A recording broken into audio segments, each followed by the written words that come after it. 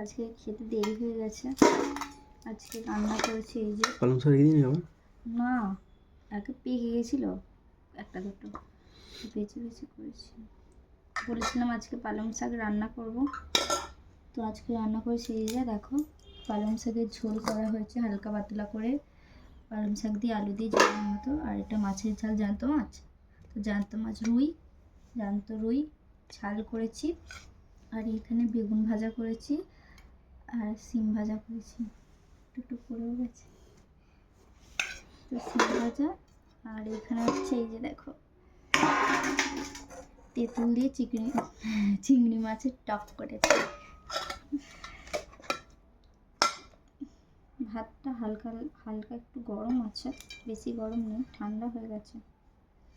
আর লেবু নেই, আর টক খাবে আজকে, লেবু খাবেও না এমনিতে, আর লেবু নেই, বাড়িতে আর লেবু নেই, শেষ হয়ে গেছে। তো লবণ চার পদের রান্না করেছি, আজকে আর কিছু করতে পারিনি।